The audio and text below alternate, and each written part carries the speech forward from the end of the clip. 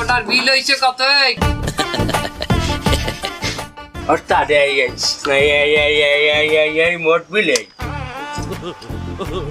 750 টাকা বিল হয়েছে। কি 750 টা? খালি মুরার সালুন্দে খাইলাম দুকা ভাত, হার বিল 750 টা? আমি মিথ্যে কথা কই? এডি কি ভূতে লেখকে দিয়ে গেছে? এখানে কি মিথ্যা সিথ্যে লেখা? এখানে বাংলা লেখা।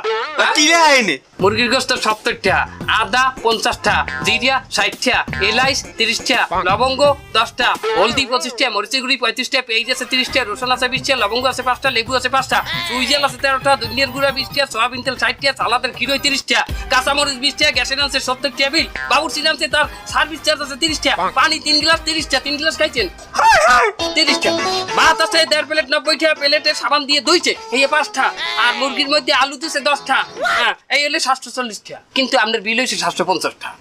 740 টাকা বুঝলাম, তার 10 টা আবার কি? এই যে দাঁতটা খুঁজতে আছেন ওইটার বিল আছে না, ওটা কি মাগনা দিয়ে গেছেন? আমার ভাই আনছে। এই মিয়া, আপনি যেগুলোর বিল করছেন এর দাম কেউ লয়?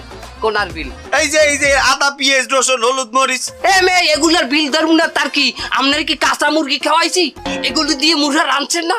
কোন শনিতে পাইছিলে আমি এই হোটেলে আইছি? না ভাই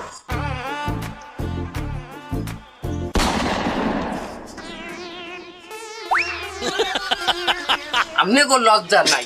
আপনি 750টা হেঁটেই চেটকে উঠছেন, আবার অর্ধেক টাকা দেন কেন? চাইছিলে যান। আর শোনেন, আমাদের হোটেলের তরফ থেকে আমার হোটেলে ভালো মন্দ কেউ খাইলে ফিরে আমরা একটা জিনিস ফ্রি দেই, টিস্যু। না না হ্যাঁ স্যার রাইট কয়টা রাখতে যাই? হ্যাঁ রাইট আর কিছু নাই রাখবেন? জামা কাপড় খুললে দিব দেখেন। না জামা কাপড় লাগবে না, যান।